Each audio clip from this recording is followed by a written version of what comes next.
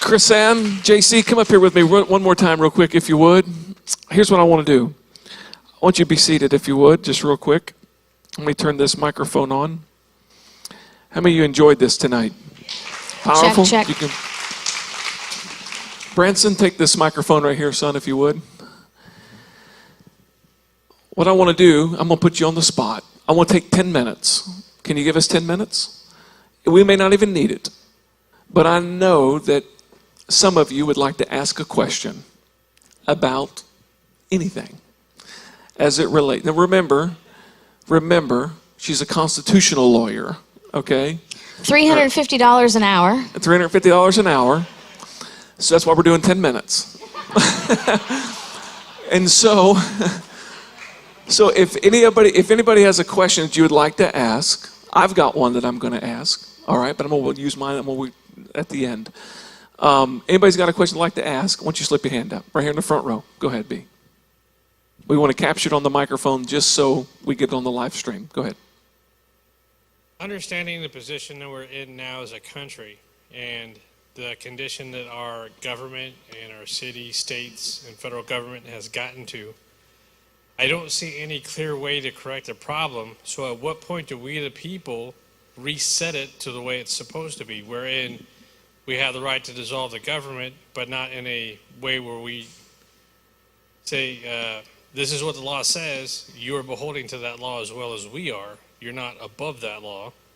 This is what the Constitution says. You do not have the right to create laws to better yourself, to harm us, and ignore that Constitution. So at what point, all the words in the world and all the faith in the world are fantastic, but at what point do you act? You know what's interesting is that you started off by saying, and I don't think I'm repeating you exactly, but I don't really see any other way. But you actually talked about it, the way. And the way is holding them accountable. Now, what we don't realize, I think one of the biggest impediments to fixing our problems is our lack of understanding on what the real fix actually is. For many, many generations, Americans have been taught that voting is how you control government. Voting is not how you control government. People are like, my vote's not working. Well, your vote is working. People are being put into office. That's what your vote is supposed to do. But voting is not how you control government. Voting is your obligation as a member of a republic. That's what you do in a republic. What you do every other day of every other year is what you do to control government. And what's happened is we've checked out. We've been told that voting is the pinnacle of our political existence, when in reality, that's the pebble on the bottom of the stream. It's so low. It's below sea level. What we are supposed to be doing every single day, vigilance, eternal vigilance, means you're supposed to be watching. You're supposed to be controlling every single day. Now that begs the question, how do we do that? Well, you have to go to city council meetings. You have to go to county commission meetings. You have to go to school board meetings. You have to make sure that the people that you are voting for actually start off on the right path. And then when they get in, you've got to make sure they stay on that path. And if they stray, you don't make excuses for them. Oh, well, but he's a nice guy, he comes from our church and he means well. No, we're not talking about inviting somebody over for Christmas dinner.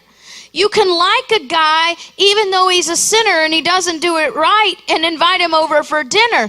But you can't support a person who doesn't do it right when they've been trusted with the office of government. You must be resolved to get rid of them regardless of the cost. Period. They have to go. And then you have to understand your power. Your power is not in Donald Trump. Your power is not in the Supreme Court. They are not your power. They are not your protector. They are not your savior. You All government comes from the people. You are the source of their power. And you must understand that the best check and balance on government is to remove that power. How do you remove that power? That's what our movie is about. The power of peaceful non-compliance. You own your business. You own your life. You own your home. It is yours, not theirs. They didn't build it. They didn't buy it. They didn't work for it. Your power is simply in 4 words. We will not comply. That's your power. That is your reset, by the way. That is the most powerful reset that you have. Simply saying, we will not comply. But you need to work together as a community in that. You must be united in liberty. You must have a constitutional sheriff. Before you vote for a president, you need to know you have a constitutional sheriff. If you do not have a constitutional sheriff, it is my humble opinion, you have no business voting in a presidential election. Period. Because a constitutional sheriff knows that his or her duty is to support and defend the Constitution, not to enforce unjust laws and tyrannical orders. A constitutional sheriff will be outside your business and say, no, health department, you have no jurisdiction here. You cannot shut them down. A constitutional sheriff will tell the state health officer, you cannot do that. Now, here's the question. It's not about you. Right? How many times do we hear JC, well, we tried, we did this, you know what? Then try again. We don't give up. Do you know it took 7 years to get to the Treaty of Paris? 7 years of declared war. We were actually fighting for 5 years before that. Once we got the Treaty of Paris, Great Britain did not recognize our independence. And for 30 years, 32 exactly, they came and they stole our resources. They kidnapped our men and made them go into service because they believed we were still British. It took 2 wars and 40 years of fighting to build America. We have yet to begun to fight here. I don't want to hear excuses. If you come at me excuses, I'm sorry. I don't have patience for them. We've been fighting for way too long, and we have sacrificed and fought too much already. Don't tell me what other people will not do. Tell me what you will do and how you will be resolved to do it until you're called home. Let me tag team on that. So just direct, concise to the question. So where is that line? And we have this conversation all the time. People come to us all the time with the question, and I think we all kind of know what we're talking about, right? There's a line out there, and where is that? When you've exhausted all of the peaceful measures, that's bottom line where that is. Our problem is we haven't educated ourselves on all those measures. Even all that she just mentioned were just a few. So we have to engage. We've disengaged. Who here has run for selectman? Anyone? Who even knows what a selectman is? I mean, so we could go on and on with this, with the party positions, get in the party, work in the party. There's the way you do it, there's inside and there's outside. You work within the government, so we got to get in there. We got to learn how to run and learn how to win. We run into a lot of candidates, have a real passion, I want to do this, whatever, but they've never taken the time to learn how to run or learn how to win. We just did a whole conference for almost a week with Leadership Institute, teaching people, here's how you fundraise, here's how you campaign. I mean, the nuts and bolts, nitty gritty, with people who've done this for decades and run major campaigns. So there's the political realm, organize, educate, local, your county commission, your school board, your city council, state legislature. I mean, on and on. There's so many levels and different things that we have to do as activists as well as inside of the politicians. And if we're honest, we haven't done those things. And so I'll just be frank with you. With a lot of my friends get in the conversation where, well, we just want to, let's just pick up a rifle and let's settle this. You're being lazy. That's a lazy perspective, in my opinion. Do we get frustrated? Do we get angry? Do we wish it would just finish quickly? We know, yeah, you do that, you settle a lot of quickly, but how much damage you're going to do by pursuing that method? So we can't just give up. This is hard work, and it's long work. And so we can't just give up on people. When we give up and we want to go, okay, let's just do revolution, you're sacrificing literal people. You're saying it's okay that these people die. It's okay that these kids die. We can't entertain that. There may come a day we've exhausted everything and the enemy is at our front door, and we have a right to defend ourselves. I believe scripturally we do that. Okay, but we got to make sure we exhaust every peaceful means to right this ship. Let me just mention one more thing. Because I study this, I know. We stopped teaching the Constitution properly in 1833. For 186 years, we have taught lies to our people about the Constitution. Why are we thinking that we are going to fix this overnight? You've got 186 years of indoctrination, teaching the wrong things, why we're here, where we're here, why we are here, where we are. We've got to have a more long-term perspective on this. You can grow all the gourds and all the squash you want overnight, but I'm in it for the oak tree, and that takes time. Can I say, I meant to say this one thing. Can I give you a little encouraging bits? Is that okay? Can I encourage you with some? Because I really feel like we have, the media is one of the biggest enemies in this nation, and it's distracted us, it's deceived us, and we are distracted by the presidential voting drama.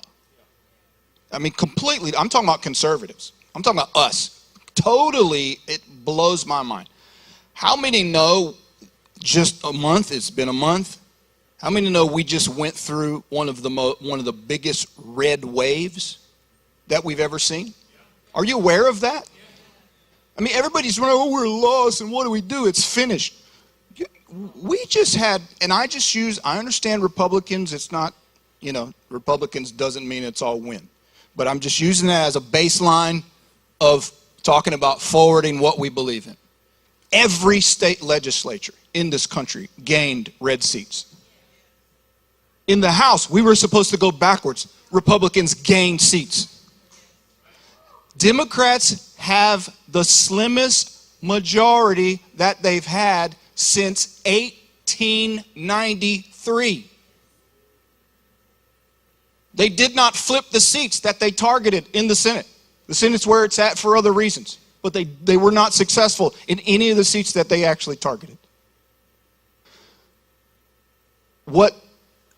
The wins go back 2016. When Donald Trump came in, the wins that happened there, some of the biggest, the most massive wins in history. The midterm, Donald Trump's midterm. The midterm, historically, every single time, every single midterm election since the foundation of this country swings back against the party in power. That swing back against Donald Trump was the smallest swing in American history. It was the smallest loss we've ever had. Obama's was the largest, by the way. His midterm losses were the largest in American history. We've had, and this not even mentioned the thousands of judges that were appointed in all the federal courts in the last 4 years. These last 4 years have been massive, massive number of victories all over this nation.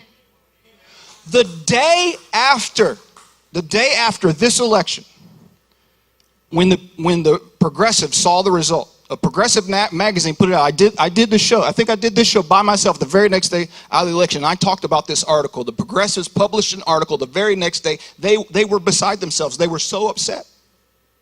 Did you catch that? They were upset because they did not make the gains. Because they were going to take that, increase the lead in the House, flip the Senate, blah, blah, blah. Now, we know how bizarre is that red wave all the way down ticket, and somehow that we're supposed to believe that didn't translate to the top of the ticket, right? But that's an aside. But this progressive magazine, they said, this is terrible. Joe Biden is what did they say? Joe Biden is a failed president from day one because we did not gain anywhere else and will not be able to do anything. And the history of the midterm tells us we will get kicked out of power and we won't be able to get back in for 40 years. That's not me saying that. That's what the progressives were saying the day after the election. Stop being blinded by the deceit and letting them discourage us and making us believe we've lost our country. The last 4 years have been victory after victory after victory after victory. All of this corruption and this theft that just happened, that's the purpose of it, is to distract you from that, what's really happened. I believe in the depths of my soul, we are on the verge of a massive change in this nation in our favor. I cannot wait for the midterms to come around to see the progressives' prophecy come true. I'm going to bake a cake and throw a party when what they said will happen to them happens to them in Jesus' name. They've inspired me to run for constable. I'm telling you, I'm about to run. No, I'm just kidding. We are winning. Yeah, not only that, we've traveled around the country for years. I'm going to tell you, the media wants you to believe that every one of our young people are a bunch of liberal, progressive, Chavez Rivera, socialist-loving people. I want you to know that there is a counterculture of young people, a liberty counterculture, and they are growing. We have seen this now. For 11 years, we taught some of these young people of the counterculture 8 years ago who are now parents of children, raising them to be liberty people. These numbers are growing. We are going to see, and I'm saying this as absolute truth, we are going to see a great awakening in America, and it is going to shake you up. Love it. Amen. One more question. Anybody got one more question you want to ask? All right, Stephanie. You got to use the mic so we can catch it on the live stream. Go ahead. I haven't really thought this out. What happens with the vaccine if they try to come, or like the Department of Health? What can you do? Because I'm not taking it. I mean, I don't want to be forcibly injected. Well, that's a line. That's a line. JC says, JC always says his jokingly, but seriously, I got a deal. I stick you, you stick me, and I go first. Right? But that, joking aside, that's where the power has to be. You need to come together in unity in your community and protect each other. You need to work now to get a constitutional sheriff that will defend you. You need county commissioners that will defend you. And if they won't, then your church needs to come up and defend each other. You cannot let this come into your body. And I'm probably going to get arrested for saying that one day. But I've done the research. There's actually an article on my website, KrisAnneHall.com, how mandatory vaccinations affect religious liberty. These vaccinations were created from aborted babies. They used the tissue of 14-week boys. They took the tissue from their kidneys to make this vaccination. Now, even if I wasn't opposed to abortion, that feels like cannibalism. That's not right. You don't inject body parts into your bloodstream. Now, what you don't know is that I also have a degree in biochemistry. Before I went to law school, before I was in the Army, I was a biochemist. There is more mercury in these vaccinations than I was legally allowed to have on a laboratory table. So you can tell me whatever you want. If it's so safe, why did Congress invoke an act that shields the pharmaceutical companies from liability when this stuff hurts you?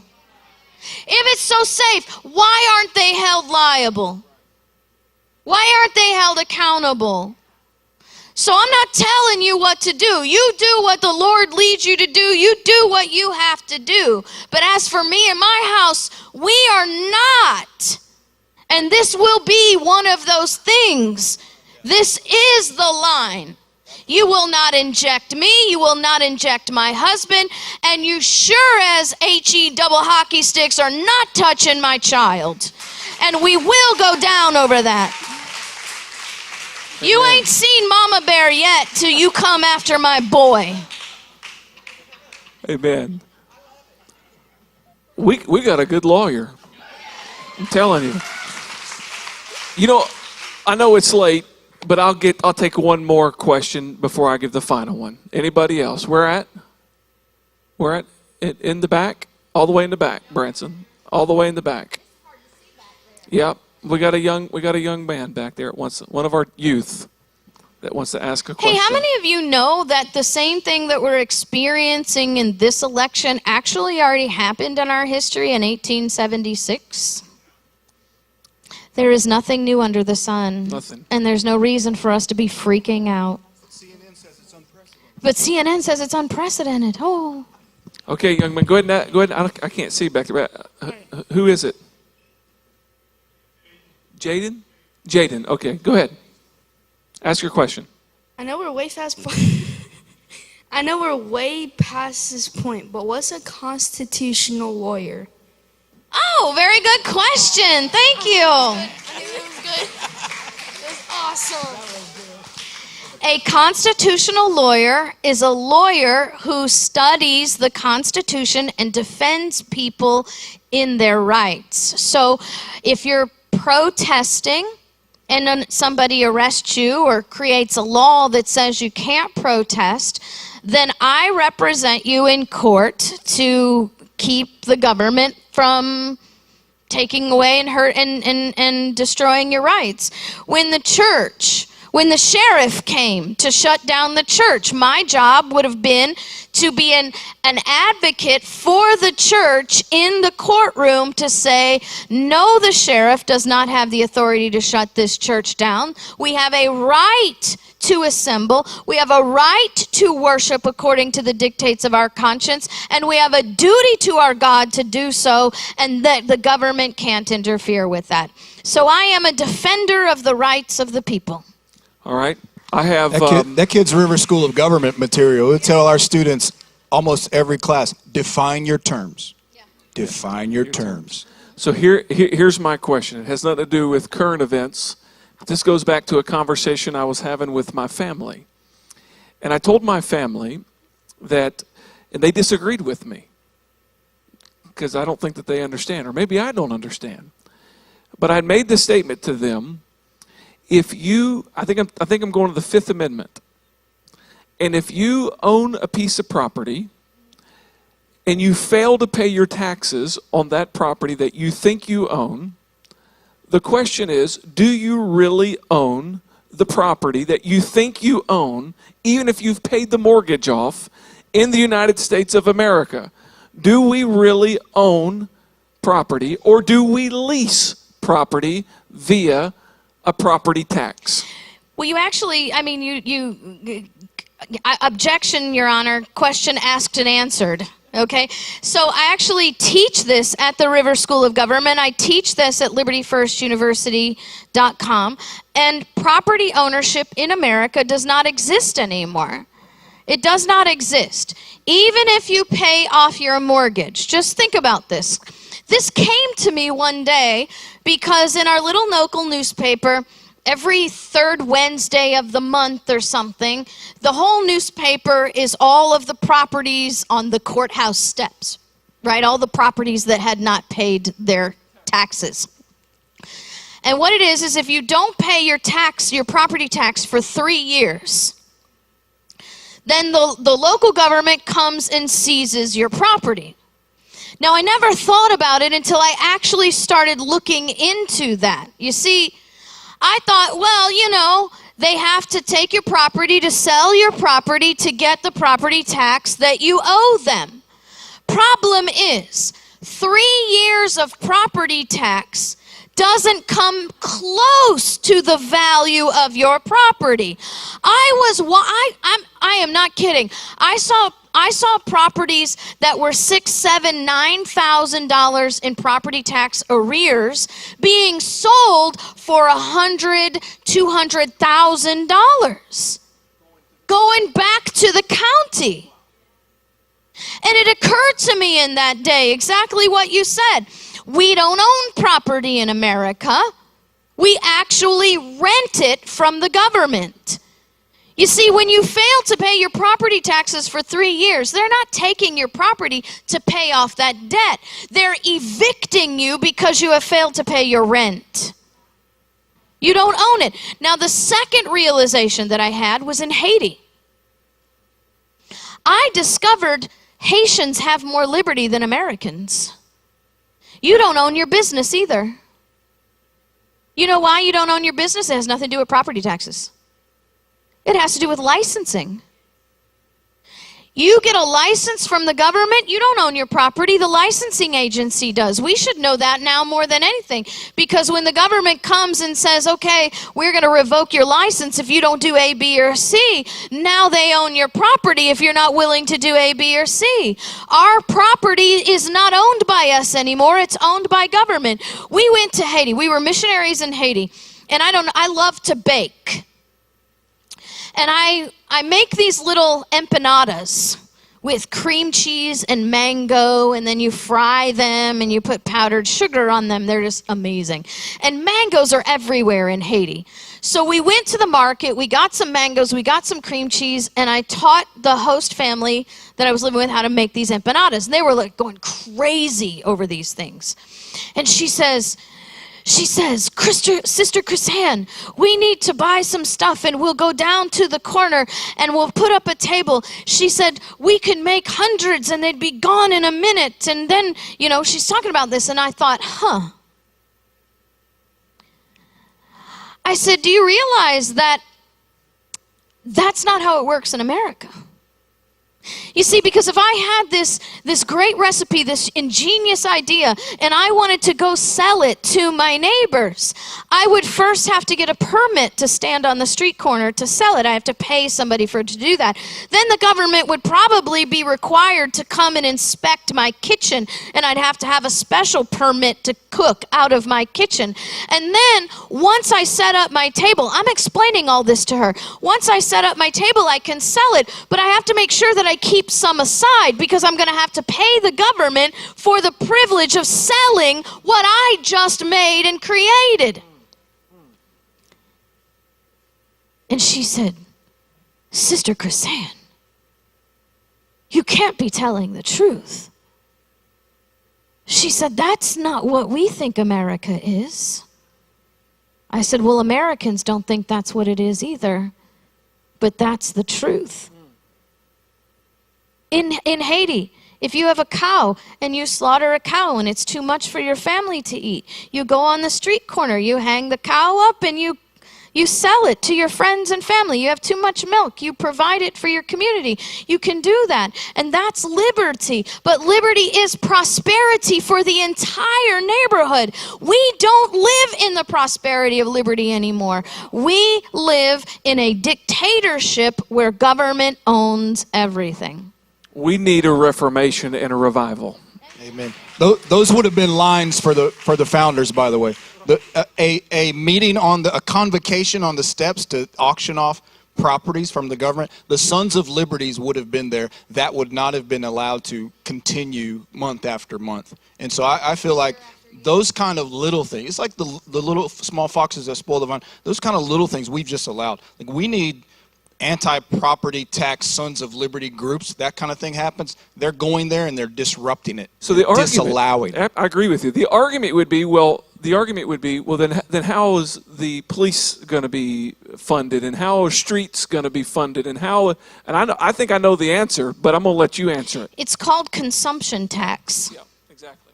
It's consumption tax. That is the taxation that our founders supported, consumption tax. You guys know it as sales tax, right?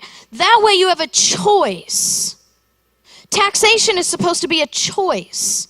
It's supposed to be a power held by the people.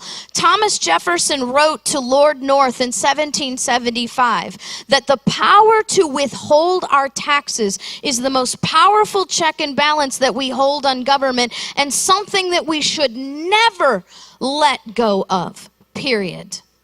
And we have to understand that we've let so much go.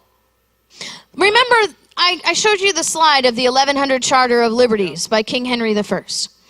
One of the things that King Henry promised, he said, if any of my barons or earls shall die, their heirs shall not be forced to purchase their inheritance, but shall retrieve it through force of law and custom. So what he said was that if the heirs of a property have to pay the government before they can receive their inheritance, you live in an evil and oppressive government. What do we call that today? Death tax, inheritance tax? How is it that a king in 1100 with no Google Oracle, with no CNN, MSNBC, or Fox News, knew that inheritance tax was the mark of an evil and oppressive government, and yet today in 2020 we allow our government to call it revenue? Wow. Could it be that we have taught the wrong things for a very long time? Yep. Now you see why God called us to do what we do. Now you see why we have all the training material for you. I would add this too. Our side needs more agitators. We're too civilized. Our side is too civilized. We allow Antifa and the European style anarchists out there, you know, they're not embarrassed by burning half the freaking city down. And I'm not saying go destroy property, but I think of our friend Bernie Thompson over in Panama City. Just, you know, one man. He's a one-man agitator. He shows up at the city council. I mean, he caused two what were they, county commissioners, 2 city councilmen to quit, literally quit their jobs, said we're not running again, because he was there every day embarrassing them, shaming them, agitating, getting under their skin. That's what the Sons of Liberty was, an organized group of agitators. And it's like we're too embarrassed to get out there and make noise and cause trouble. We need more people on our side causing trouble. It's called prophets that trouble Israel. That's what we got to have, is prophets that trouble Israel. I want you to understand, this falls into peaceful noncompliance. Do you know how Bernie made them quit? He showed up at every city council meeting with a camera. He filmed everything that they did and then put it on the internet. He confronted them at every single meeting, every single public forum. He took his 2 minutes and questioned what they were doing and then replayed their answers all across the internet. But you know what that means? You have to go to the city council meetings.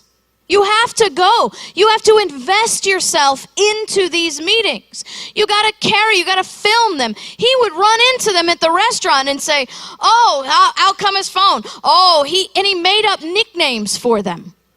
He did. He made up nicknames for them, and it became such a bane for them. They would walk down the street, and everybody would go, hey, there's Chavez. One of the guys, he called him Chavez. Oh, there's Chavez. They quit because they got tired of being called the nicknames that Bernie assigned to them. All right, last question.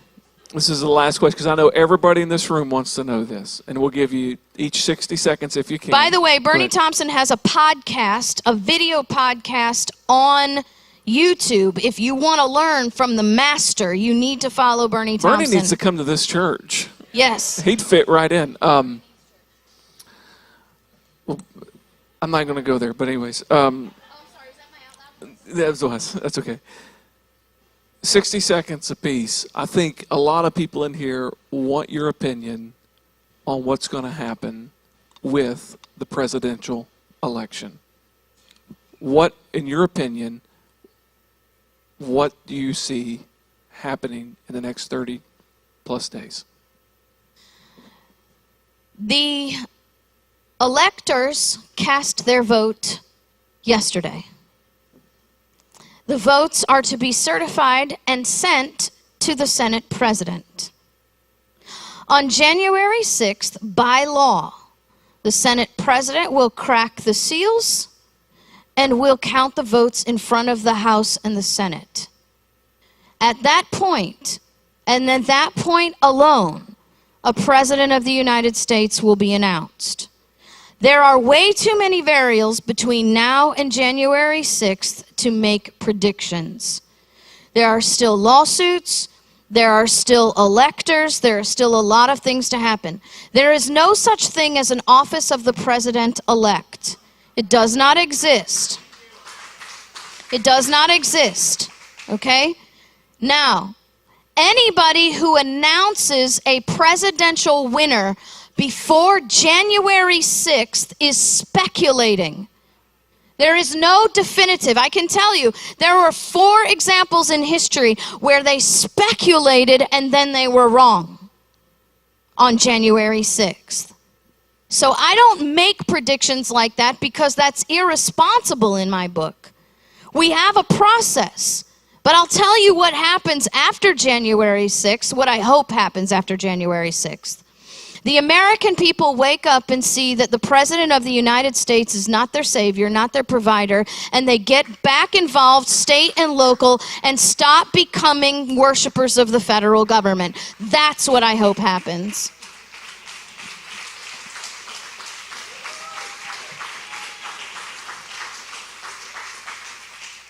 I believe it, so in the next 30 days, just basically what you just heard, but I believe in the next 30 days we will finally realize, come to the recognition, that all of the federal dominoes that we were depending on to save us have fallen and failed, one right after another, and people will be snapped out of federal worship and get back to where their power is on the state and local level. Now, I do believe, as I already mentioned, the 2 things have happened over these last 4 years and even more intensely in the last couple of months. One, the foundations have been laid through the victories that we've made, the progress that we've made in the last 4 years. And I'm not just saying on the political offices. We've been inside. We've gone in. We've been at the White House and in the administration and in connection with different people in different agencies. And we've saw this. We've seen the stuff that was happening to quote unquote drain the swamp. Obviously, the swamp has not been drained, but a draining has been taking place. Okay. So, are we where we want to be? No. Have we made progress? Undeniably. Undeniably. If you're informed, you know that. If we're stuck in our echo chamber, you know, our favorite YouTube channel that is doom and gloom and all we hear, you know, is the rage, then we think, oh, hope is lost and let's just do this or whatever. So the victories, that's happened. That's going to give us a harvest. Number 2, what's happening, and I think this is the number 1 thing that's happening, an exposure is taking place. The veil is being torn off. People are being exposed one right after another, and I hope we're watching, I hope we're seeing what's happening so that can inform what we do. So I think that's what's coming out of it. It will come clear. All of the things that are being exposed will sort of stop and look and go, oh my gosh, this is so much more clear to me. And look, the ground has been laid for us to achieve a tremendous victory in the very near future. So let's put the finishing touches on this and get our country back. That's what I believe is coming. If I could just say one last thing before we go. what happens after January 20th is not up to electors. It's up to you. It absolutely is up to you. It's all over, we're defeated, whatever. Well, that's what you will find is defeat. If you speak defeat, you will create defeat. But we have an opportunity to move forward in greater ways. We have seen a wave of families taking their children out of government schools and training them up in home schools and private schools. We are seeing a new generation be born. We can take this and make a victory, but we have to make those choices to victory. Come on, everybody, let's give them a round of applause. Thank you so much.